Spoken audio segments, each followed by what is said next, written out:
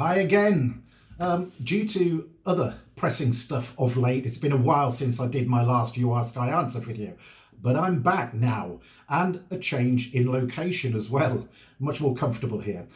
This question was sent in by Kess Fofah, who is a business analyst for the Central Bank of Nigeria, who asked, how do you approach change in large government type institutions who typically resist change? Another good question. Now, I decided on this question for two reasons. One, because I worked in the public sector for the first 20 years of my career, a long time, I know. And secondly, I also worked in many public sector organisations during my years on the contract market in the UK. So, let's go. I'll do this in two parts. Number one, provide some reasons why I think there is a difference or synergy between public sector and private sector organisations regarding change. And two, I'll give brief examples of two public sector projects I worked on with some key learning points, hopefully. So, as ever, let's go with the context. The aim of the public sector is to serve people. Private sector enterprises are established to make a profit. In the public sector, the government has full control over the organisations, but conversely, private sector companies enjoy far less government interference. In the private sector, both senior leadership support and employee involvement are accepted as essential prerequisites for the success of change projects, which is actually the same or similar importance in the public sector, I guess. Would you agree? Yes. But the public sector is usually much more restricted in their ability to implement change because of laws and legal guidelines that tend to get in the way of innovation and creativity.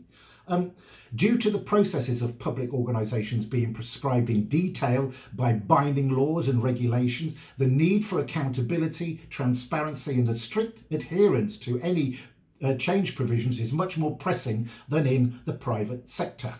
But hey, managing change is essential for any organisation, so it shouldn't really be that much different in the public sector and the private sector, should it? All right, context over with. Done and dusted, thank you. Now, I mentioned two examples at the beginning to demonstrate what was needed to make change successful. One was a difficult one, and the other one was quite easy. All right, let's start with a difficult one first. A central government department in London. I actually covered this in video 2, I think, but it does no harm to repeat things. This project was to implement a centralised ministerial briefing system to replace many disparate and fragmented departmental systems. It involved briefing authors, ministerial private offices staff, internal communications, and of course, ministers themselves. There was a great, massive deal of resistance to this project, and the exchanges were many and varied, some more critical than others. Let me give you some examples of words and phrases that we use in communication to me. Not your fault, but this has really not been well handled, has it? It will turn out to be a discredited waste of time. This centrally driven obsession is totally misguided. Just another distraction from mainstream activities. A classic example of technology for the sake of it. Great. However, due to a very focused communication and awareness campaign and involvement of staff, included engaging with briefing authors, establishing single points of contact, having away day presentations, establishing working groups, etc., and developing of a consistent strategy, the overall implementation was deemed to be successful. Right, second one. There's a lot of twos in this, isn't it? The local government organisation, again, another two. This was a two-faceted project. The implementation of an upgraded wider area network to facilitate better online capabilities, with the focus being on libraries and their ability to access online terminals. And the second one, the physical lift and shift of a data centre from a location in Essex to the South Coast due to a contract coming to an end with the incumbent provider. Right, let's start with the WAN upgrade. This was to replace the existing WAN infrastructure with a dynamic, scalable and fit for purpose solution. There were, back to two packages of work. Number one, site validation. to validate the existing sites for future deployment in order to ensure efficient deployment to live sites that were current in the overall accommodation strategy. And the second bit was business engagement, providing project awareness, business impact assessment, business readiness criteria, acceptance criteria, and post-implementation support.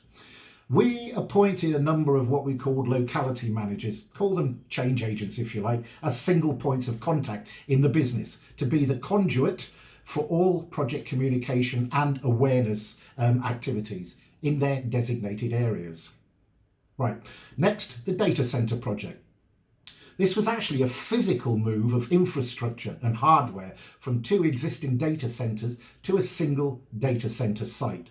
Similar to the WAN project, we implemented a widespread communication and awareness campaign, and to ensure involvement, we nominated business owners to work with us on the implementation, who were, again, the conduit for communication to users. So, again, a team of change agents.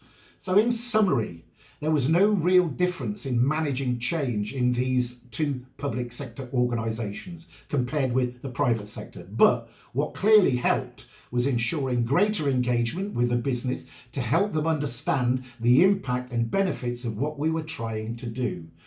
Two key things that made these projects successful were: 1, the use of nominated change agents to act as local business representatives to ensure involvement and focus on business needs, and 2, the implementation of a wide-ranging communication and awareness campaign to ensure everybody knew exactly what was going on and when things would happen. That's it. I hope that answers your question, Kess. Once again, thank you very much. And to all you changes out there, send me in your questions because I'm back on the UAsk I Answer road. Thank you very much for listening to me again. Cheers.